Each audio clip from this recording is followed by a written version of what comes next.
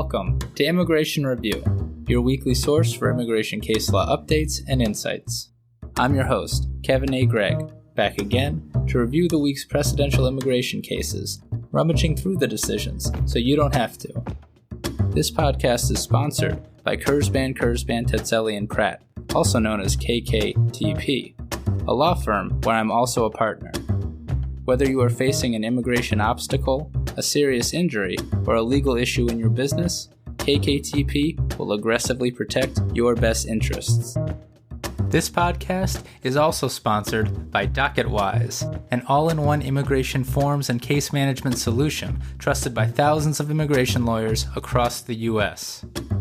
I really like DocketWise. It makes immigration applications easy by allowing the clients to provide information through simple online questionnaires that are shareable by text or email and available in multiple languages.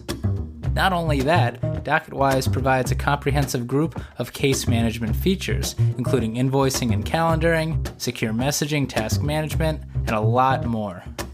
You can learn all about DocketWise and receive a 10% discount on your subscription by heading to docketwise.com/immigration-review, so they know we sent you. And as always, this show does not constitute legal advice and has no bias other than to keep you up to date and to enable you, my dear colleagues, to excel in court. So, without further ado, let's start the review.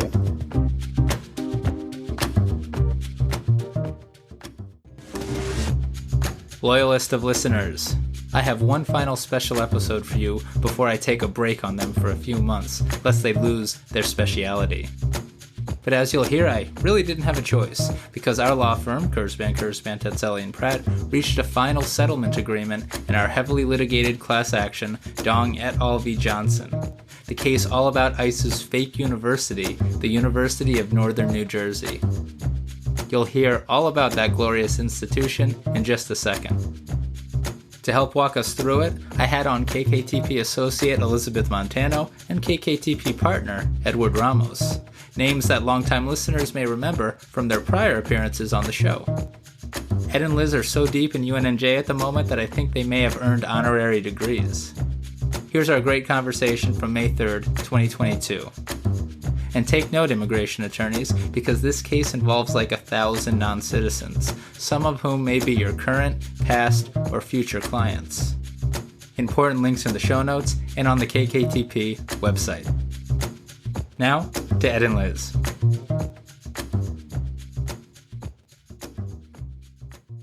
Today is May 3rd, 2022, and the settlement was made official by the Federal District Court judge yesterday, May 2nd. In the case that is colloquially called the UNNJ case, or the University of Northern New Jersey, which, as you'll all find out, does not exist. To help me get through this is KKTP partner, the partner in Japan, Edward Ramos. Longtime listeners might remember Ed from our January 2021 talk about the Patel case, which as of the time of this talk is actually also still pending. So Ed, it's all coming full circle. Thanks for coming back on the podcast in the early morning in Japan. Absolutely, Kevin. Thanks for having me. And to help Ed and I is also star KKTP associate Elizabeth Montano, who some longtime listeners might also know from episodes 67, 68, and 69 of the podcast. She literally helped me have a honeymoon, and I'm forever grateful for Liz. So thank you, Liz, for coming on and talking about UNNJ. She's back. Yes, she is. Liz, true or false, you are traumatized from your time with the podcast because the Ninth Circuit literally published 18 decisions in 3 weeks. True or false? 100% true. 100% true. Good. This is going to be a good direct. And I just find it so amusing because up until last week, the Ninth Circuit had not published a decision for like 6 weeks. You got like 15 in 3 weeks. Well, there was 1 week where there was like 6, right? My last week, there were 6 from the Ninth Circuit. 6. And then 3 from other circuits that I can't remember now. But she's still bitter, everybody. We're going to still convince her to get her on another week, though, when I deign to take a week off. You and Chris Rickard are going to tag team. So, the University of Northern New Jersey. What the heck is UNNJ? Well, Kevin, it was actually an operation planned under the Obama administration that targeted academic brokers in what the government calls pay to stay schemes. And so basically the idea is that there are a lot of students that come in on F1 visas.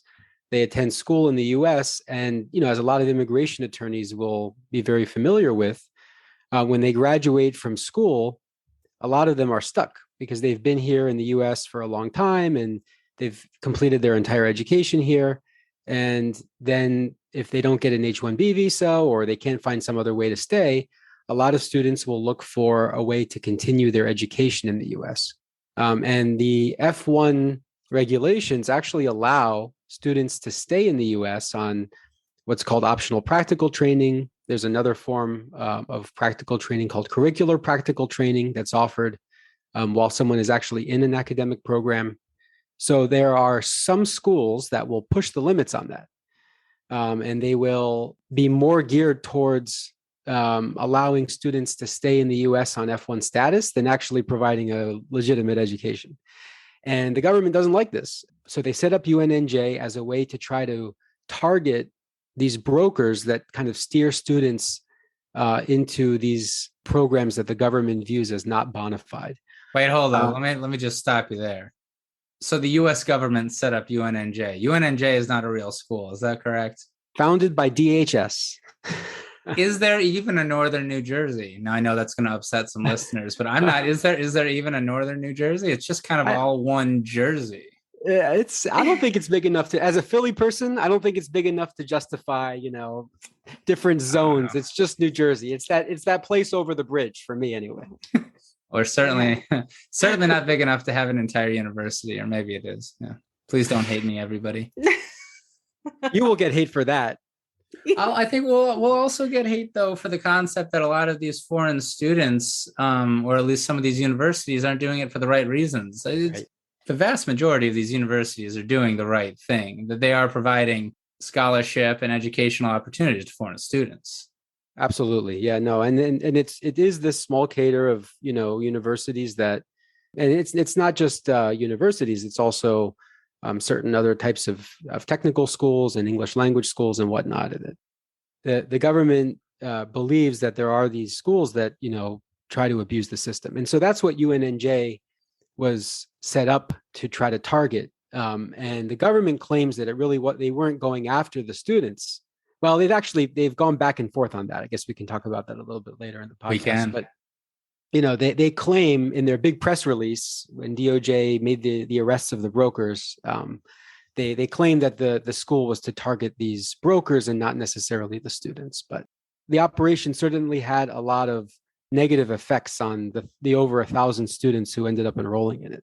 So, and a broker is essentially a middleman or a middlewoman connecting a student with a university that can give them scholarship in an ideal situation and help them stay at the U.S. at the same time, right? And they get paid to do that, and that's legal.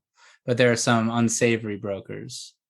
Yeah, there was over 1,000 students who enrolled. And actually, the broker point that you mentioned is important because it was part of what made, I think, UNNJ, so appealing is that in a lot of countries, using academic brokers it's a typical part of the post-secondary process. People don't kind of just go visit colleges by themselves. Like I think it's typical in the US, they engage a broker, the broker gives them advice about where they should go. And, they trust those brokers because they're supposed to be experts in helping to find the right school for a person. So the whole scheme was really set up to make UNNJ look extremely appealing to students that had graduated in the US from, undergraduate, because UNNJ billed itself as the perfect place for students to, go get their graduate's degrees.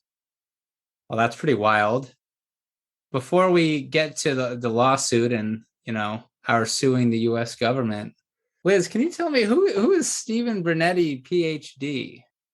Stephen Brunetti, PhD, is the infamous president or alleged purported president of UNNJ. Is Stephen Brunetti his real name? No. Do we know his real name? No. Well, so it might be. It might be Steve, his real right, name. right, just to be clear. But I don't believe it is. I think we've deduced enough from investigation that it is not his real name, but we do not know his real name. He could really be a doctor. He was very attached to his PhD, his alleged PhD label. And this was the president of UNNJ, correct? That's who he is, or it, or a robot, or she. Who? I mean, potentially a very intelligent animal. Potentially. This is an active fake president of a university. Right. So he acted as the president of a real university. He had there was a UNNJ website, and the website had a page that said, Office of the President.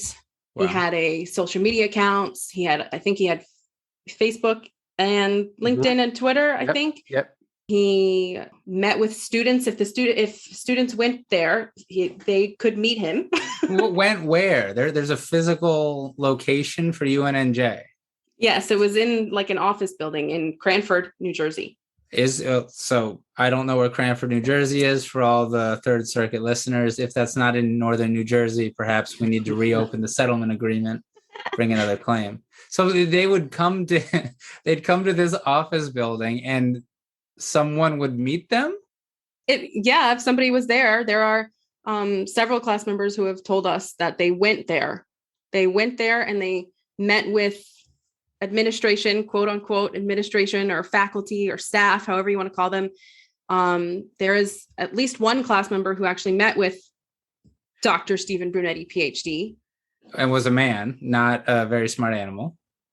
Yes, it was a man. Okay. That class member got a picture taken with Dr.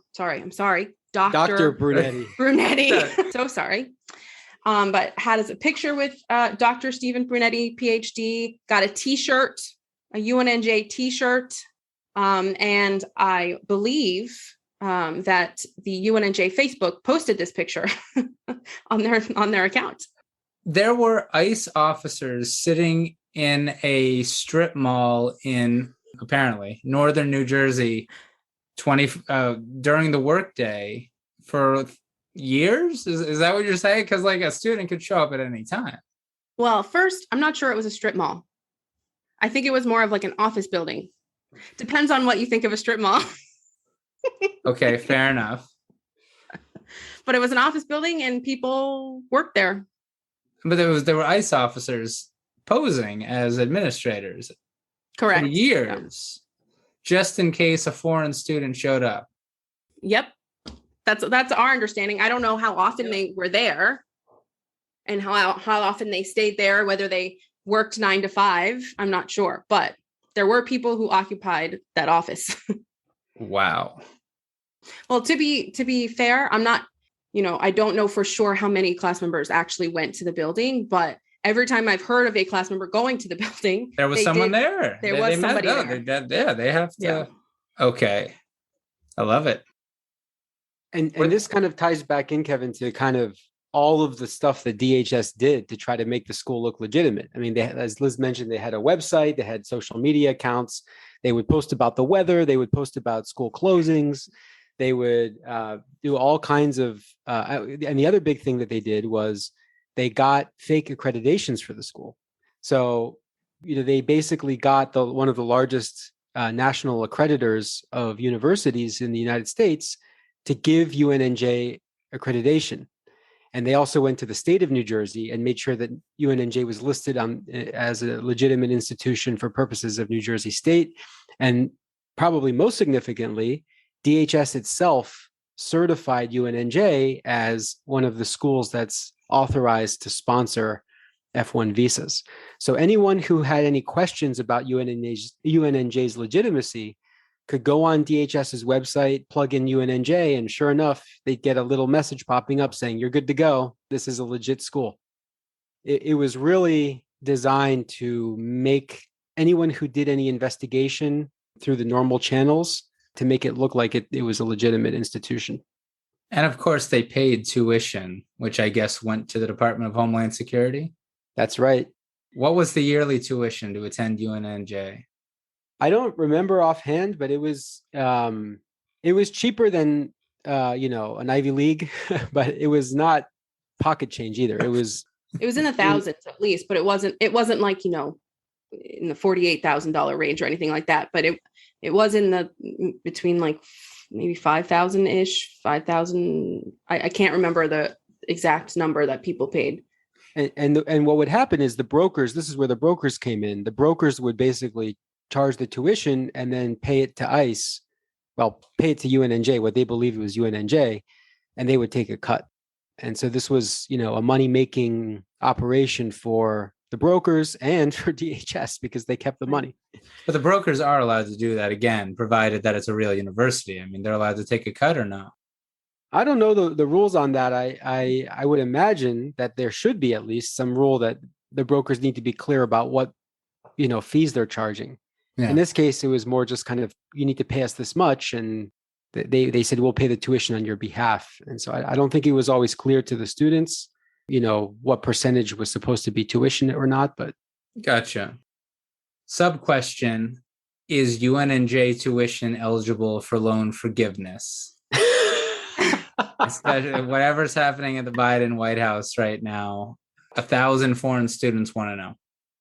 So that's just one of many things I wanted to talk about with UNNJ. So I guess fast forwarding a bit, essentially we bring this lawsuit. I'd like you guys to get into the specifics of the lawsuit just a bit, but we get dismissed in the district court. But then that's just where it starts. So what was this lawsuit about? And then what happened after the district court judge dismissed us? So the school was shut down. DHS shut the school down April 5th, 2016. And it became, public news that UNNJ was a fake school, and DHS ended up sending termination letters, CVIS termination letters to all of the students who were enrolled in the school at the time. And the termination letters said something to the effect of, your CVIS record status has been sent to terminated based on your fraudulent enrollment in UNNJ, something along those lines. I don't have it in front of me, but that was the gist. And these letters told these students that they either needed to seek reinstatement or leave the United States. After that, we ended up filing the lawsuit in November of 2016. At the time, I think we had 3 or 4 named plaintiffs at the time. And we actually filed it first in the Eastern District of New York. At the time, we actually engaged in settlement discussions with the government. It was very boilerplate, I believe, from what I've seen. I was not at the firm at the time, but from what I've seen, very boilerplate settlement discussions. But when those failed, the government moved to transfer venue to New Jersey, the District of New Jersey, which is how we ended up in the District of New Jersey. Why do they think that they'd have a better venue in Jersey than the Eastern District of New York? And isn't the Eastern District of New York, New Jersey? That was Don't say that to Ira. I will not. Because Ira is a big Brooklyn man, and that's the Eastern District of New York. It's pretty much Jay-Z. Pretty much. We haven't. What is that? What is the case called? We actually haven't said it. It's not called UNNJ.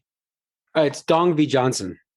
So we get transferred to third. We get transferred to the District of New Jersey, and then we win, and that's the end of it. It's game over. That's it. No, unfortunately, that's not what happened.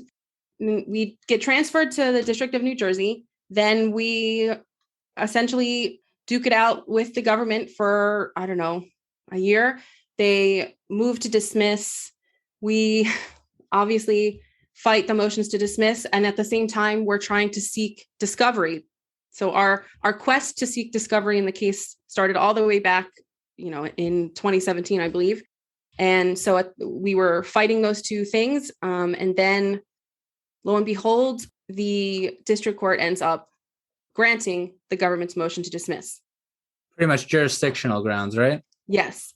It was essentially because the court found that there was no final agency action under the APA. We appealed to the Third Circuit, went all the way up, did oral arguments, and the Third Circuit ruled in our favor and reversed and remanded it back to the district court it was literally a month before I got to the firm. This was my first big case at the firm. They get remanded, but it's just jurisdictional. It's wonky. I mean, the substance of this case hasn't been decided at all, right? Before we get to it, though, there's an interesting footnote in that Third Circuit decision. Wasn't there? There was some concession by the government. Something happened that the Third Circuit wasn't so happy about. Am I misremembering? You're not, Kevin. It was pretty funny, actually. So what happened is at oral argument, the government told all of the judges, look, guys, we don't really think the students here were at fault. We view them as victims, something to that effect. And, the panel seemed pretty happy about that. They were like, oh, okay, the government is conceding they're wrong. Maybe this case will just kind of go away without us having to rule on it. If the government's willing to just correct all of their immigration files, maybe we don't need to decide these tough jurisdictional issues. A couple of weeks after oral argument, the U.S. Attorney's Office files a letter with the Third Circuit saying, about that statement at oral argument, actually, we view them all as fraudsters. They didn't say all. They said we view many of them as fraudsters, the students, because we think that they knew about the fact that UNNJ was just not a legitimate school.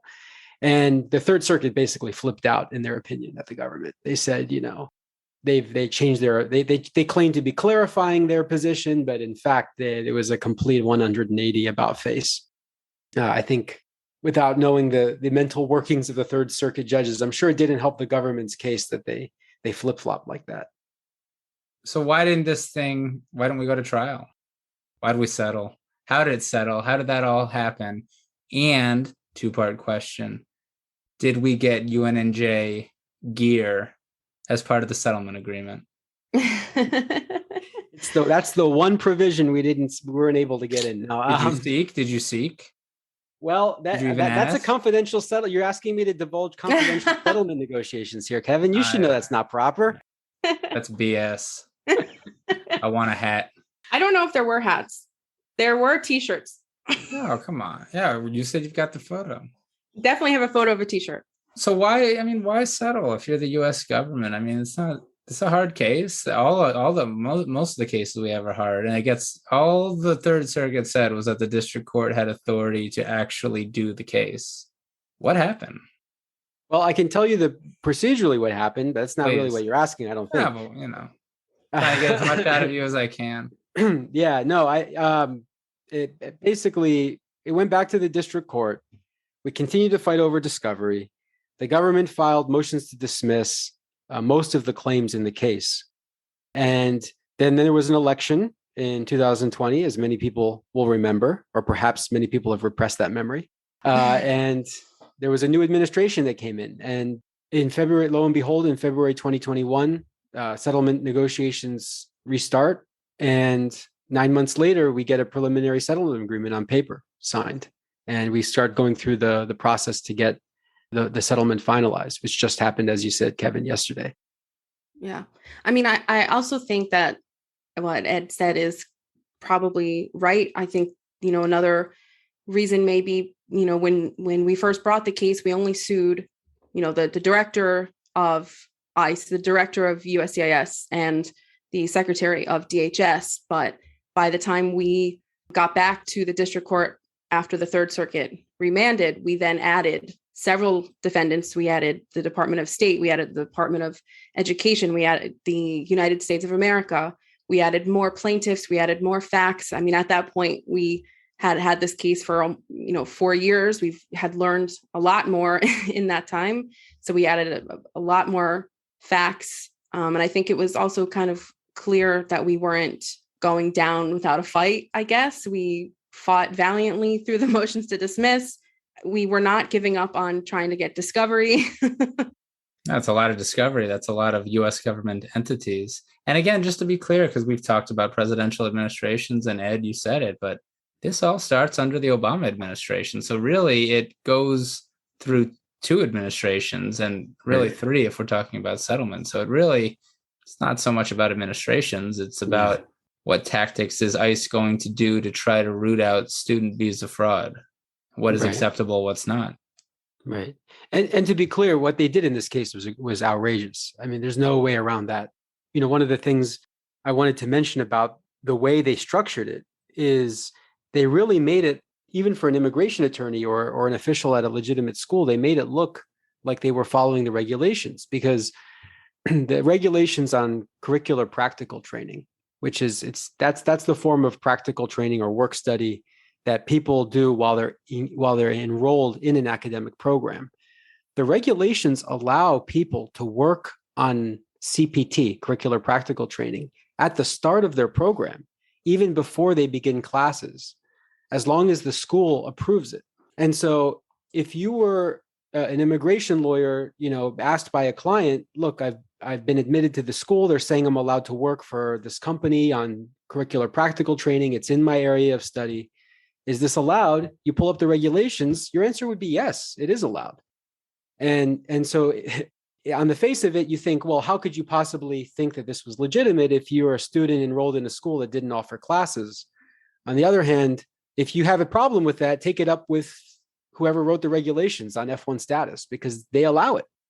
So I think once you start digging into the case, and maybe this is what happened, we're speculating here, but when you really dig into the regulations on F1 status and the way they structured everything at the school, you start to see that these students were really victimized by our own government. And, that had to have played a part in the decision to settle it rather than fight it.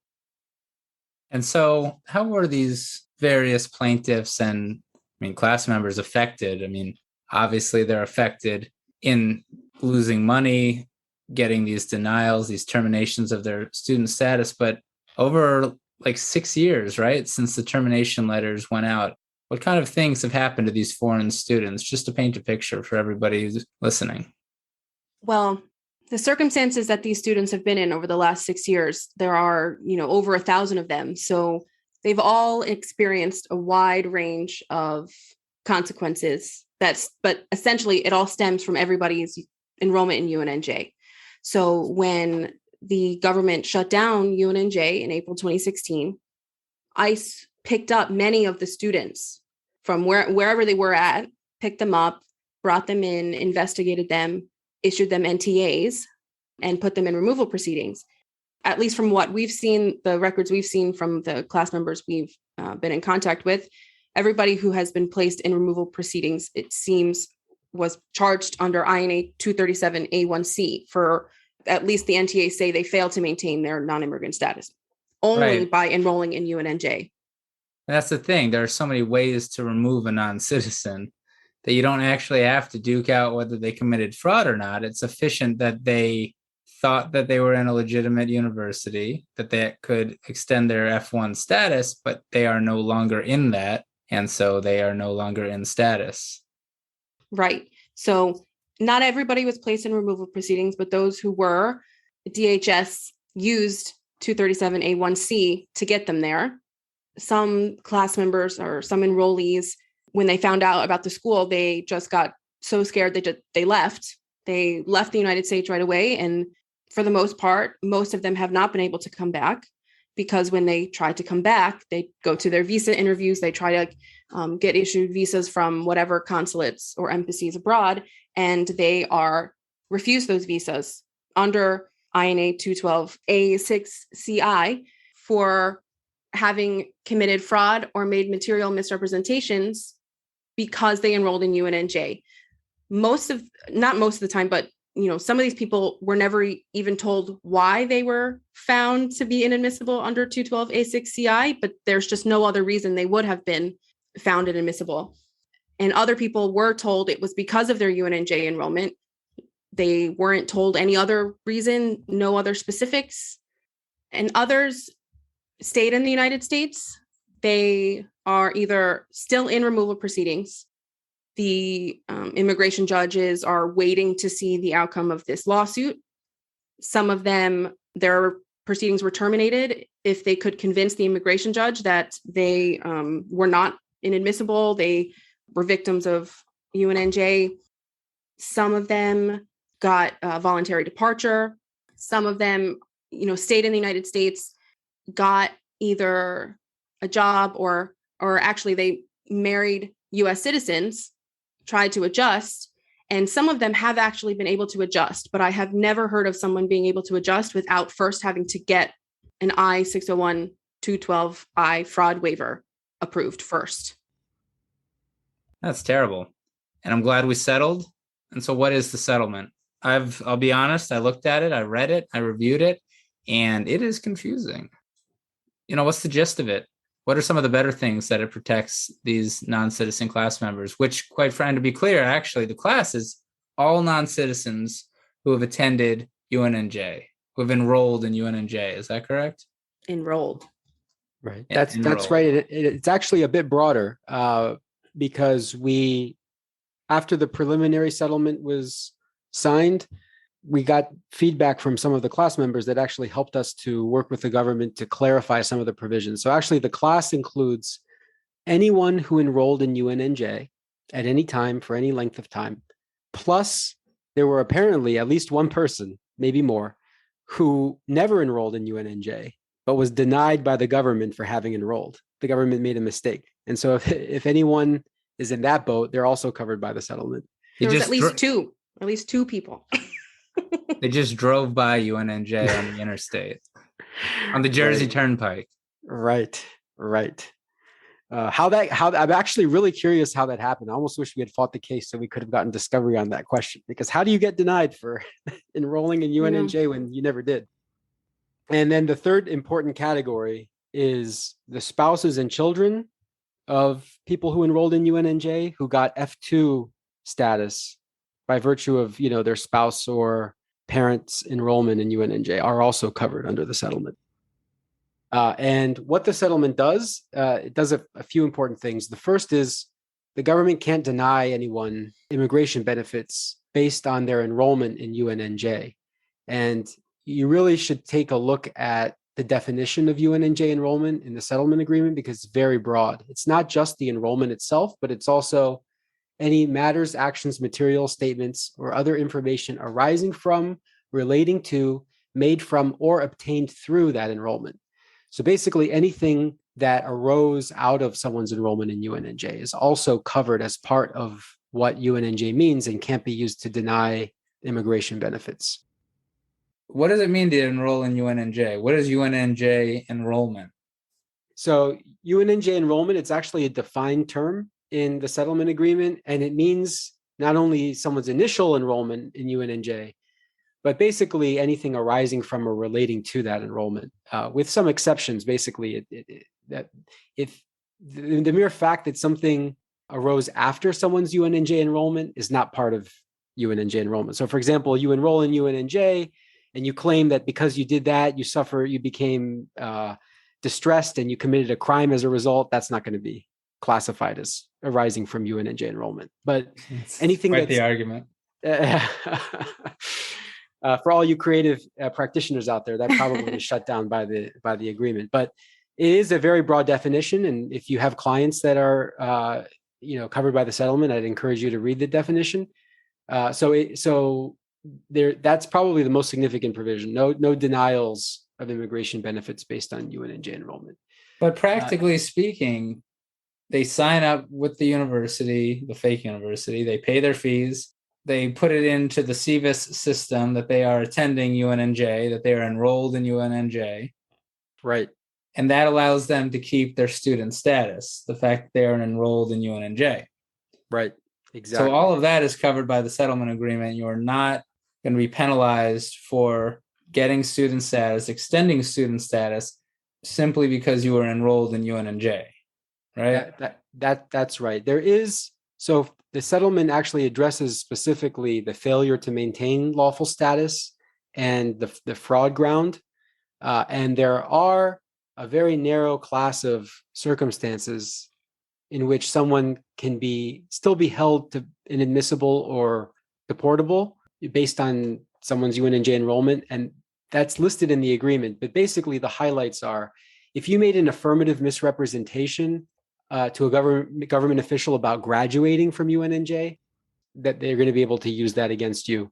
If a class member signed a written statement asserting that they attended classes, that will generally can be used against them unless the documents that they signed were created by UNNJ.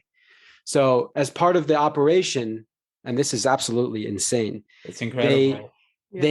People, what happened is people would file other applications with USCIS. So like, let's say a change of status, they got sponsored by an employer or whatever. And USCIS would issue them RFEs to say, hey, prove to me you actually went to UNNJ. And so then they would go back to their brokers and say, well, I got this RFE from USCIS. I need to give them something to show that I enrolled. And the brokers then worked with the fake UNNJ Brunetti people that were actually ICE officials, and they prepared attendance sheets for the class members to submit to USCIS. Not just attendance sheets, parking passes. He gave them these fake documents to submit and had them sign in some cases to say, hey, I attended class between these on these dates and these times, and they submitted those to USCIS. Those documents cannot be used against the class members under the settlement agreement because they were created by UNNJ. But someone that just writes under a written statement that they attended classes without being goaded on by the government, that can be used against them. The other categories are stuff that's not related to UNNJ, obviously is not going to be covered. For example, if you lie about your marital status or something like that. And then the last category is people that engaged in what's called broker conduct under the agreement. And that's defined in the agreement. But basically, if you got a monetary benefit from UNNJ for recruiting other people and you knew UNNJ wasn't a bona fide school and that it wasn't in compliance with the law, then you can also be found inadmissible or deportable under those grounds. So they're pretty narrow exceptions, but there are a few circumstances people should be aware of that are kind of carve-outs from some of the benefits in the settlement. What if you went to UNNJ and you've been out of status living in the United States now for 5 years with no status because you were kicked out of UNNJ? Is that person removable? That's another one of the big benefits of the settlement. The settlement puts everyone back into lawful status from the time that they enrolled in UNNJ through a specific date after in the future. And it depends on the person's immigration circumstances, but it's at least 180 days from May 2nd. So no one will be considered out of lawful status. No one will be considered to have accrued unlawful presence for that time period defined in the settlement. So that should mean that many people that are eligible for adjustment of status or changes of status that wouldn't otherwise be eligible for failure to maintain lawful status or accrual of unlawful presence, all of those people are now eligible for those immigration benefits. That's a big deal. What if they have some of those fraud grounds? What if they did affirmatively sign documents not created by ICE to say that they attended classes? Are they still put back into status and then there can be a fraud finding against them, or are they not even put back into status? No, they are put back into status. Those exceptions that I talked about, the only provision they affect is whether someone can be found inadmissible or deportable under those two INA grounds that we talked about, the fraud and then the failure to maintain lawful status grounds. But there would still need to be an affirmative case-specific finding in those cases, and the settlement requires the government to give the class member the evidence that they have, even in cases of visas. So this is important. Right. So if you apply for a visa abroad and you get denied based on something that's UNNJ related, normally the State Department doesn't have to give you anything. They just have to check a box, basically. But if it's UNNJ related, even the State Department has to provide you the underlying evidence and give you a chance to rebut it. I believe it when I see it. And that's before they deny it or refuse it. Like, they can't refuse it and then say, this is why, here's all the evidence. They actually have to give you all the evidence and give you a chance to rebut it, then deny it or not. But they can't just place you, in the administrative processing loophole for the rest of your life. That's huge. And that's important for attorneys to know. And to be candid, we're not going to be able to go through this whole settlement agreement, nor should we on this podcast. I'm going to post it in the show notes of the episode. It's on the Kurzban website. We have an entire page dedicated to the UNNJ case. But how else can prospective class members reach you guys, attorneys who have questions about their client, pretty much for the next 20 years? With immigration, things never go away. There's always something lurking. How can people reach you guys or anything about this case? Well, first, the best way to make sure you're staying updated on the case and getting updated quickly and getting any resources that we are working on and will post is to go to our website. Like Kevin just said, we have a dedicated page on our KKTP website. It's dedicated to the UNNJ class action. If there are any updates or if there are any helpful resources, they will all be posted there. It's kkTPlaw.com/UNNJ class action. That's the first place I would say to go look. If you would like to contact us specifically, if you have any settlement related questions, we have a dedicated email address. That's the second best way to reach us. It's UNNJclassaction@kkTPlaw.com. You can email that email address. Make sure you give us, your name, question, best way to contact you, and we will respond to you, as soon as we can. And I'll also put Elizabeth's personal email and work email directly in the show notes. And her cell phone number. That will be the end of me. You will never see me again. Now, congratulations, guys. I mean, this is the end of a huge fight. And I mean, Ed, you've been with it the whole time. And Liz, you've been with it through some of the biggest times. It's a whole fight for the whole firm, and Ira and everybody else not on this, and attorneys that have moved on. What do you guys, what are your final thoughts about this big fight, whether it's how the case went down, the substance of it? Just what are you guys thinking? It's literally the day after it's over. Well, first I would say it's not over. It's never over. It's never over.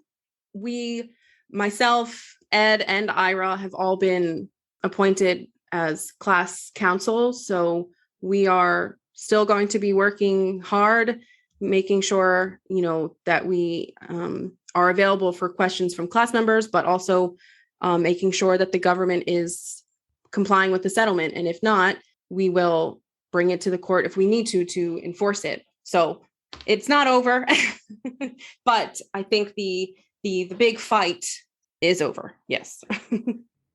How do you feel, Liz, having gone through this whole big fight? I said this a bit earlier, but this was the first big case that I was assigned to at the firm.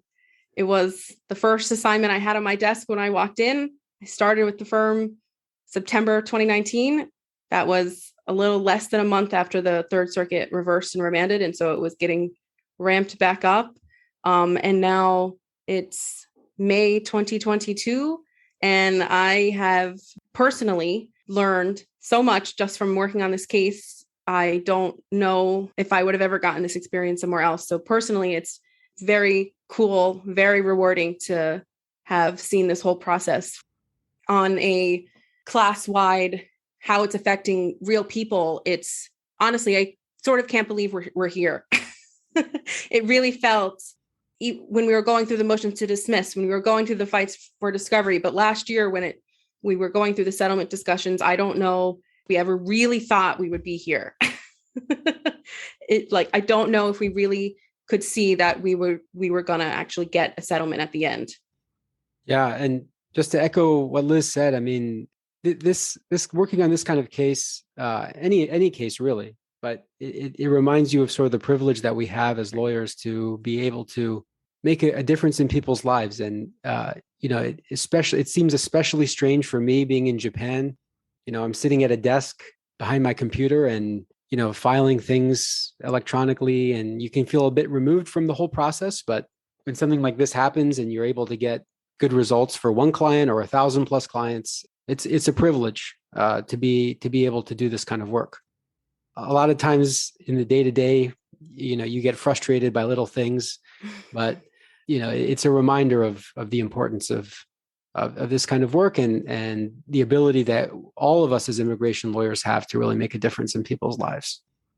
I think also just one more thing, Ed's talking about, the ability to make a difference in people's lives and also sort of feeling removed sometimes. You sort of forget what you're doing when you're in the thick of it. But sometimes, you read on a piece of paper and you say it out loud that there are 1,000 non-citizens who were enrolled in UNNJ at some point.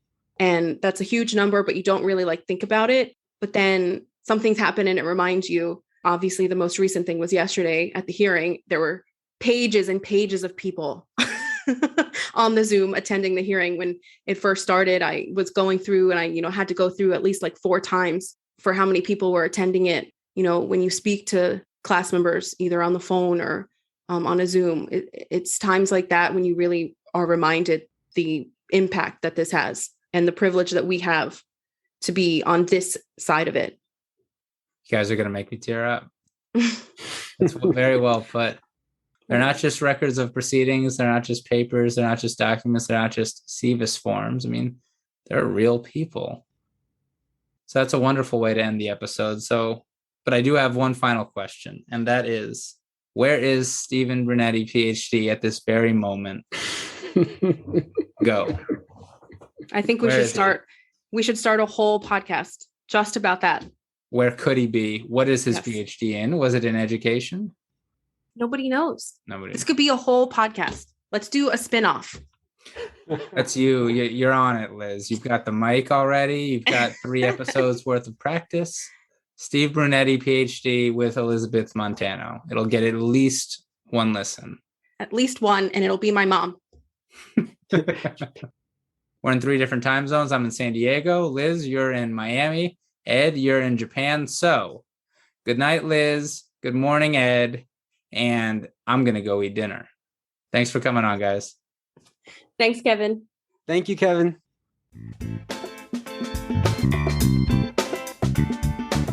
So there you have it. I'm Kevin A. Gregg, a partner with the law firm Kurzban, Tetzeli, and Pratt, and this has been another episode of Immigration Review. Thank you for listening, and I hope you enjoyed it. If you did, please share it with a friend and rate and review us. Each review helps new listeners find the show.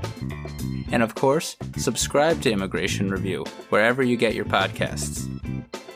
If you like what we do and want to become a patron of the show, please check out our Patreon page at www.patreon.com/Immigration Review, or click on the link in the show notes. And if you're interested in an official Immigration Review CLE certificate for 5 credit hours, email me at kgreg@kktplaw.com with your full name and the episode numbers for the 10 shows you've listened to. Also, feel free to email me with questions, comments, or anything at all. And follow the show on Instagram and Facebook at Immigration Review, and send us a tweet at ImReview. That's IMM Review. I'll be back next Monday for a brand new discussion. Until then, I'm Kevin A. Gregg, bringing you the Immigration Review.